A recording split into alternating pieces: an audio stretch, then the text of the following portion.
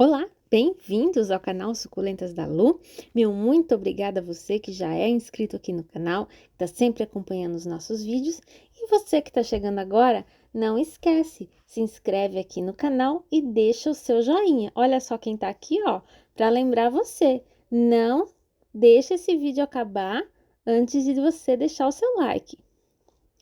Bom, gente, no vídeo de hoje, nós vamos continuar naquela sequência de replantios. E hoje o assunto é a lua. Será mesmo que a lua interfere no cultivo das nossas plantinhas? Então, eu convido você a acompanhar comigo esse replantio e falar um pouquinho sobre esse assunto. Vamos lá? Bom, vamos lá. Hoje eu vou replantar essa grandona aqui. Ela tem o caudex bem escuro. E também vou falar um pouquinho com vocês sobre a influência da lua no cultivo das plantas. A gente sabe que os antigos, né, os meus avós, meus bisavós, eles sempre tiveram sítio, roça, e eles sempre falavam, né, que para cortar grama em determinada lua, para podar em outra lua. Então, nós sabemos que a lua tem sim influência sobre o movimento das águas aqui do nosso planeta, inclusive nos nascimentos dos bebês e tudo mais. Eu fiz estágio, a minha formação é técnica de enfermagem, e quando eu fiz estágio na maternidade, realmente era engraçado. Num dia nascia uma criança, de repente no outro dia nascia 10. E a professora falava, pode olhar que mudou a lua, e faz diferença. Então, a lua, ela interfere, sim, tá? No movimento das águas, no crescimento das plantas, do cabelo, das unhas, enfim. Então, será que tem uma lua certa para a gente fazer os trabalhos nas nossas plantas, fazer a poda, né? Eu estou aqui hoje fazendo poda com vocês. Qual lua será que é, né? Será que se eu fizer na lua errada, não vai dar certo? Bom, vamos lá.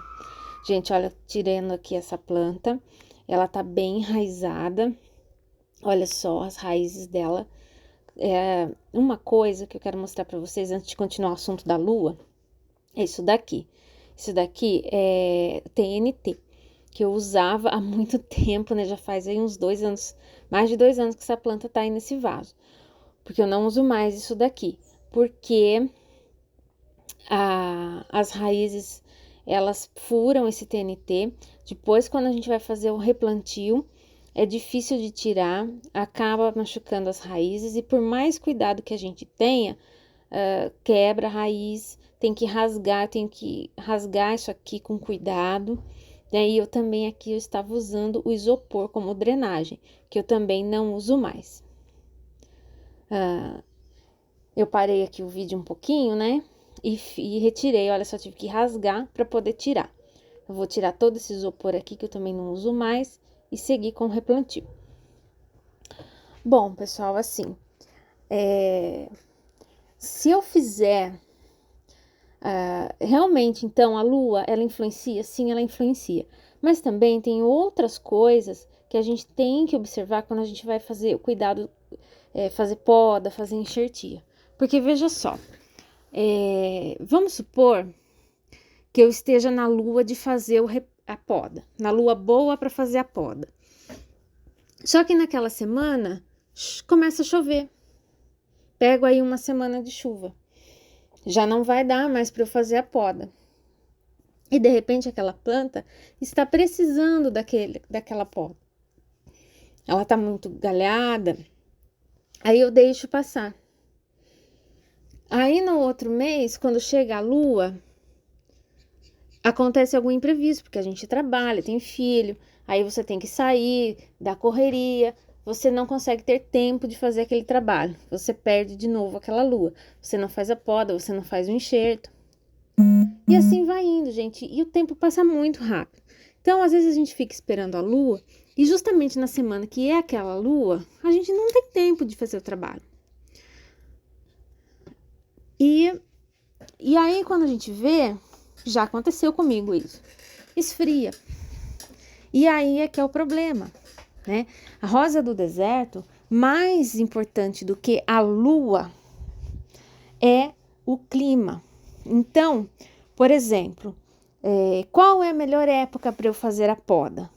Qual é a melhor época para eu fazer enxerto?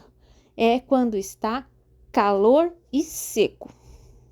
Calor porque é uma planta que quando esfria, ela diminui um pouco o seu metabolismo. Então, ela demora mais para brotar, ela demora mais para desenvolver. O enxerto muitas vezes não pega ou demora mais para brotar. Então, a melhor época é, sem dúvida, o calor e seco, porque eu faço uma poda numa semana de chuva, de muita umidade no ar, ou eu faço um enxerto numa semana de muita umidade no ar, a chance de apodrecimento é muito grande. Então, antes até de observar a lua, é preciso observar o clima, temperatura e umidade, tá bom? Dito isso,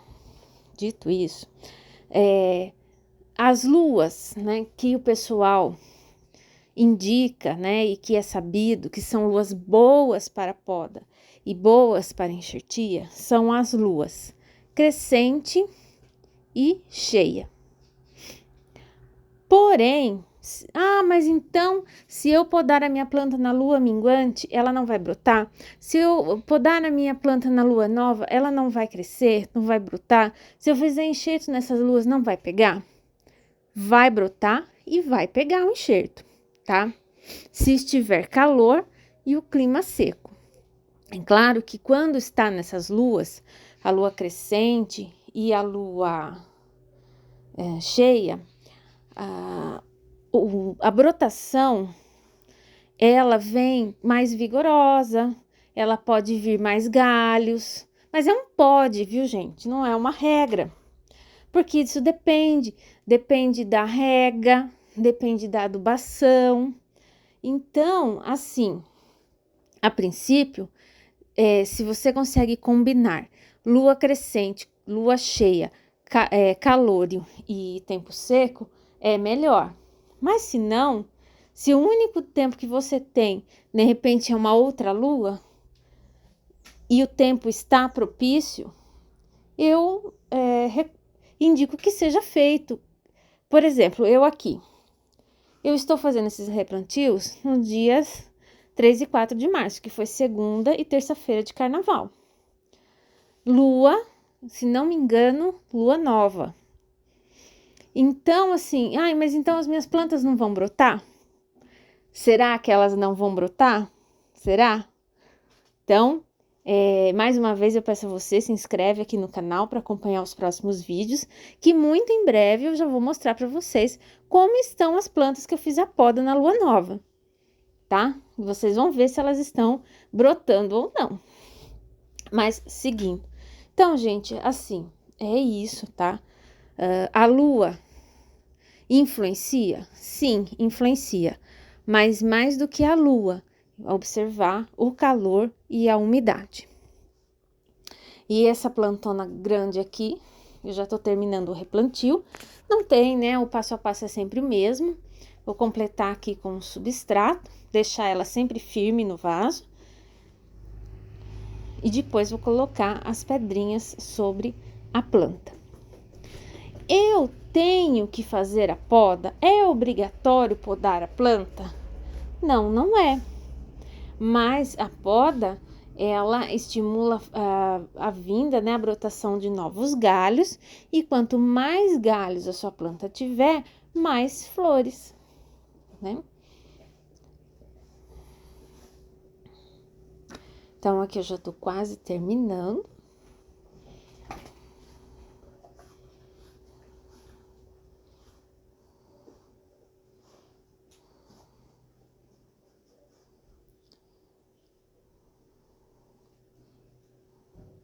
E logo depois eu vou seguir fazendo a poda.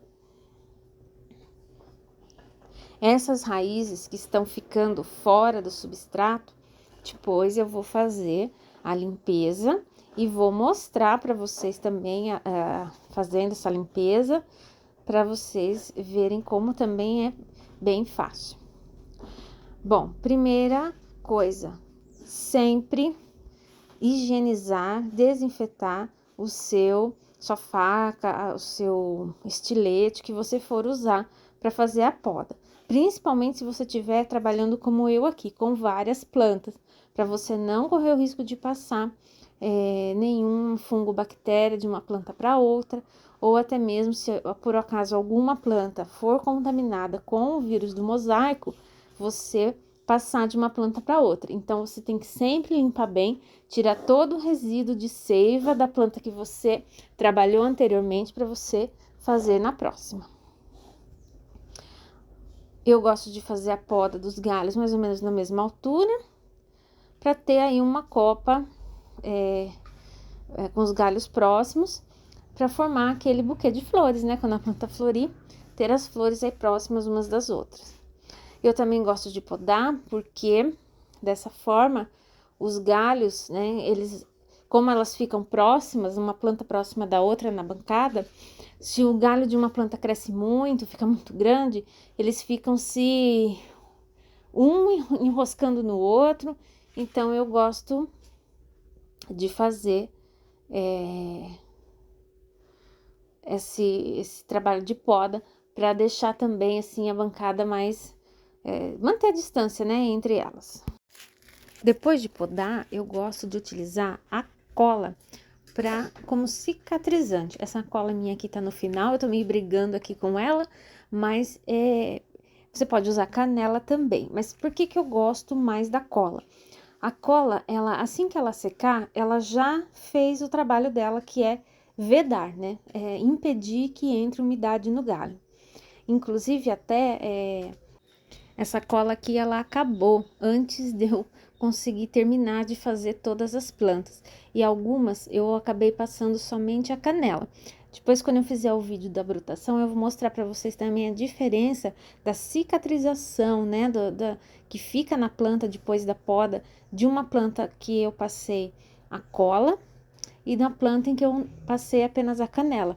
Como a cicatriz da cola fica mais bonita do que a cicatriz quando você passa canela ou não passa nada.